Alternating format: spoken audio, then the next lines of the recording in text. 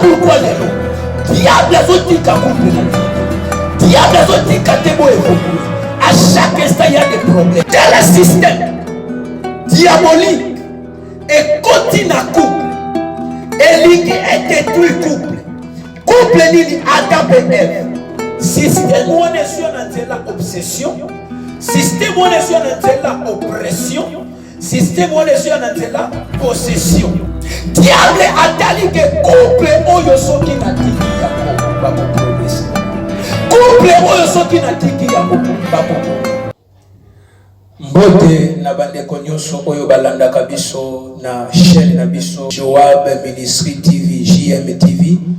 Ba abonné na biso nyonso nzambe apambola bino bisika nyonso bozokolanda biso nzambe na lola oyo asute na kaba oyaye asoutenir bino nzambe apambola ba abonné na biso nyonso peu importe quel lien ozali peu importe quel bisiko vandi nzambe apambola yo kuna na pesi mbote epai ya mon épouse Charlie Kikela nzambe apambola ye nzambe apambola couple Mengele honorable nzambe apambola yo na bosanite kuna bazokolanda biso na couple Nzaka nzambe apambola yo na pesi mbote lisusu kuna na États-Unis na bana na ngai ya molimo ma sœur Epiphanie na ma sœur Shekina nzamba pambola bino lisusu ya koleka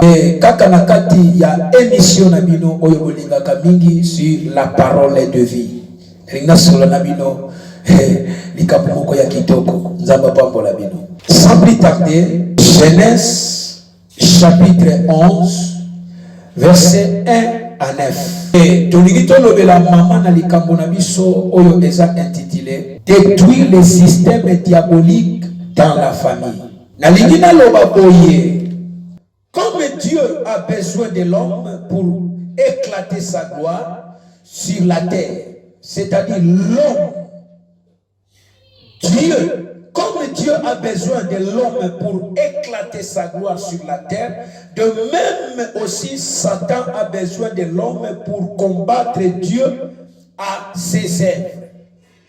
Nzambe aza na posa ya mutu na combattre système diabolique. Nzambe asa na besoin ya mutu. Pourquoi? Parce que akoka ko faire éclater gloire na ye. Mama na likambo na biso tozo solo la lelo eza détruire les systèmes diaboliques dans nos familles. Et Nzambe lokola azalaka na besoin ya mutu na sena mabele oyo pour faire éclater gloire na ye ndenge moko pe Satan azalaka na besoin ya mutu pour na koleka ko pousser ye à détruire système ya Nzambe. Tout ça na deux système ya Nzambe pe système ya Satan. Mais na kati ya système ya Nzambe, Nzambe a établi un système na ye depuis jardin d'Éden. Depuis jardin d'Éden, Nzambe a établi un système na ye. Donc comment un système wana? Mais l'homme étant créé à l'image de Dieu et le rassembleur de Dieu, Satan ne peut utiliser que au travers les systèmes. Mais l'homme étant créé à l'image de Dieu, Satan ne peut l'utiliser que trois systèmes au diable. Azoko salela batu. Akoki ko salela mutu nantela système ya obsession. Akoki ko salela batu nantela système ya oppression. Système ya possession. Et système selon les dictionnaires, c'est l'ensemble des ordonnances, des principes formant un corps de doctrine. Et ça le système moko ba principe moko. Oyo esalami pour na ko détruire ba vie ya ba. Système où on est sur la obsession. Système où on est sur la oppression. Système où on est sur la possession. Sur le plan biblique, le système est l'ensemble des moyens mis à la disposition de l'homme, soit pour vaincre, soit pour développer. Batie yango, soit pour na kolonga, soit pour na kobebisa. Mais où est ce système ya kobebisa? Système diabolique est ça inspiré par les diables. Na okumisa diable te. Mais to sana kati ya famille. Parce que to sana 30 jours ya ba prière familiale. Oye sengelo yeba ke nzambe, anzambe oya simba kaba famille. Anzambe oya soute na kaba famille. Anzambe oya sana sima ba famille pona kokokisa bolamu oyo zo senga. Sur le plan biblique, ce qui vient de la séduction, système, et il y a qu'à la séduction. Voilà pourquoi au Congo, na katia jardin d'Éden, Satan a quelque séduire couple à moni, Adam et Ève. Gloire à l'agneau de Dieu. Sikoyo, nalingina yebisa yo. Historiquement dans l'Ancien Testament, pour que diable abandonne Salah na sema mabele, Salah qui n'a besoin ya Adam, na Ève. Pour y arriver, il fallait passer par la femme. Salah qui n'a besoin ya Adam, mais pour accompagner pas ya Adam, et c'est qu'il y a Adam aussi. Le système diabolique est kotaki. Système diabolique est kotaki ndengeni.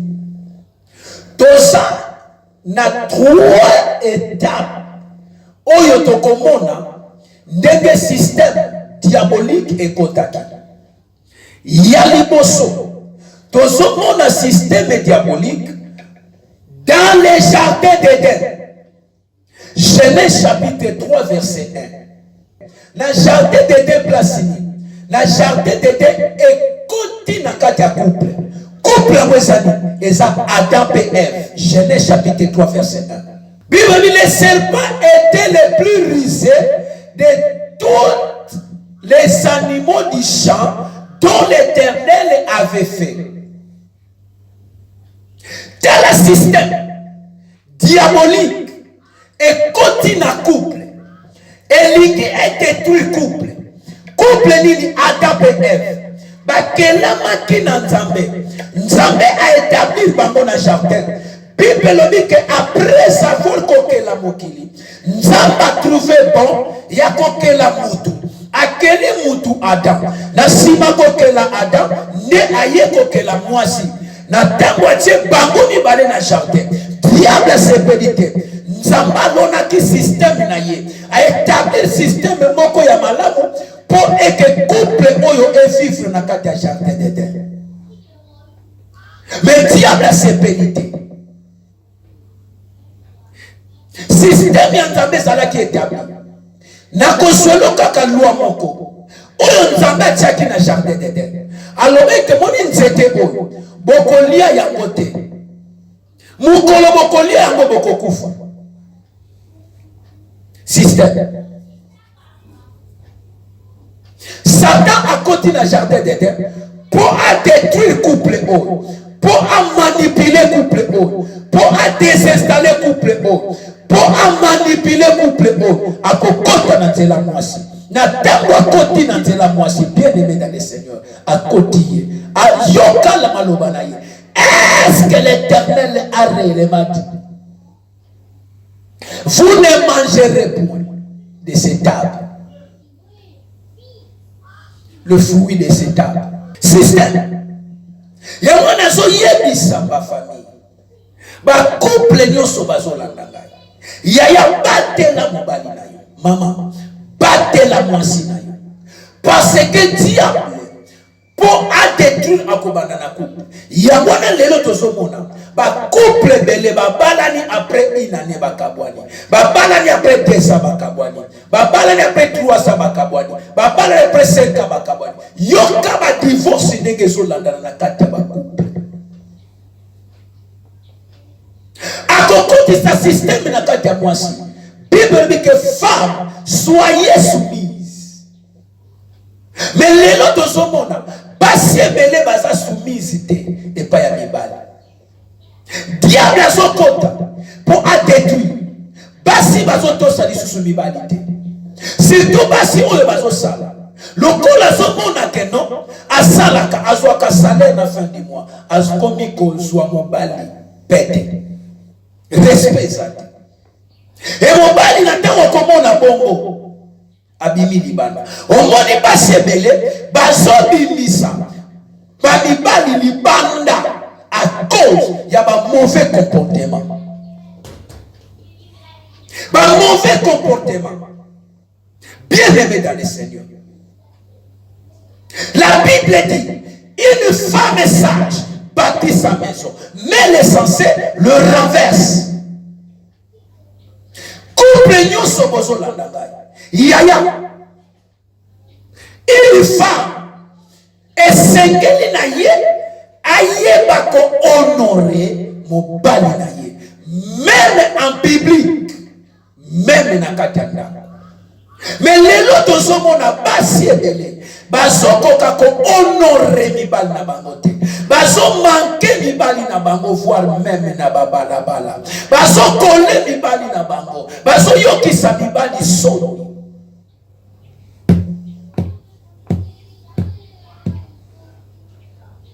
Système diabolique dans nos foyers. Système diabolique dans nos couples. Bah couple belé les lots vont subir conséquences à cause du système diabolique. Système diabolique que ça a établi dans la maloba. Oloba kanini pona mobali na yo. Oloba kanini pona mwasi na yo. Et ça na devoir ya mwasi, et ça peut na devoir ya mobali. Devoir ya mwasi ezani. Femme, soyez soumise à vos maris. Soumission en tout. La soumission, c'est l'action de se soumettre, de se ranger sous l'autorité de quelqu'un. C'est l'action de se soumettre. C'est l'action de se soumettre, de se ranger sous l'autorité de quelqu'un. Tu dois t'arranger sous l'autorité de quelqu'un. Mobali asa autorité yandaku. Et sengeli on se soumettre na autorité na ye. Et sengeli na yo on se disposer. C'est-à-dire disposition à obéir. La soumission, c'est l'obéissance. Obéissez. Obéissance. Namakambu oyo mobali alingi. Démontrer yango.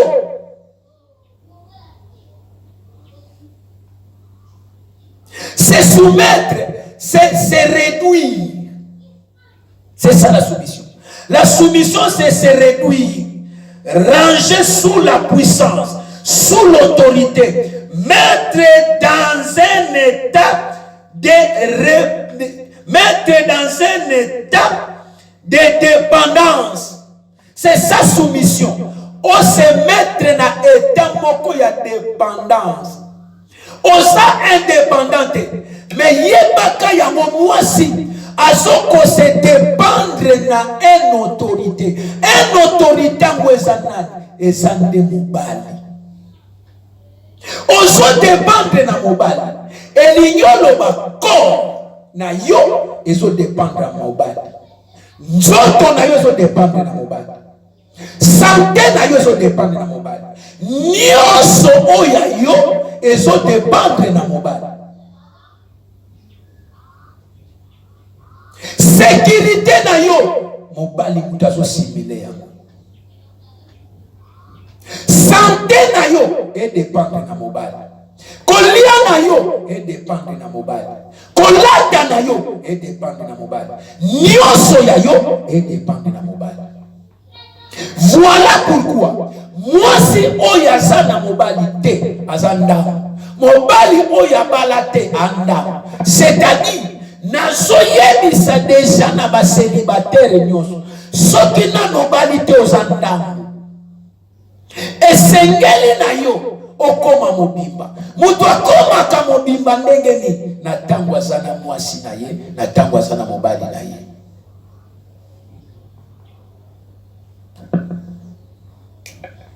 Diable atali ke couple oyo soki na tiki yango bako progresser. Couple oyo soki na tiki yango bako bonga. Voilà pourquoi lelo diable azotika couple na binote. Diable azotika te bo évoluer. À chaque instant il y a des problèmes. À chaque instant il y a des divisions. À chaque instant il y a parti pris. À chaque instant il y a querelle. À chaque instant il y a incompréhension. À chaque instant. Pourquoi? Parce que diable a bien venir il y a couple na bino. A bien venir il y a. Voilà pourquoi. Azo combattre bino. Nzambe apambola ba couple nyonso. Oyo va permettre kolanda biso na nzela ya enseignement oyo. Voilà pourquoi esengi na yo on détruit ba système nyonso oyo etelemaka na kati ya couple na bino. Oyo ezoluka contre divorce, oyo ezokotisa ba incompréhension, oyo ezokotisa ba parti pris. Mobali yo na chambre, moi si na salon, moi si na salon mobali na chambre na soko senge pa inanda et que ba esprit nyonso ba système nyonso oyo soko sekane na kati ya foyer na bino ezala détruit, ezala détruit, ezala détruit au nom de Jésus-Christ de Nazareth. Nzambe apambola bandeko nyonso oyo balandi biso na kati ya émission na biso la parole de vie. Nzambe apambola ma sœur Epiphanie, Nzambe apambola maman Charlie Kinkela, Nzambe apambola couple oyo babeki couple Nzaka, Nzambe apambola couple Mbengele, Nzambe apambola ma belle sacrée, Nzambe apambola yo obika bisiko zali, Nzambe apambola ma belle la blonde bisiko zali, Nzambe apambola yo, et Nzambe apambola famille Kakabako, famille Kakabako, famille Mvoama, Nzambe apambola famille Kinkela, Nzambe apambola ba collègue nyoso pasteur, Nzambe apambola le pasteur et Dieu Tukano, Nzambe apambola yo. Merci beaucoup.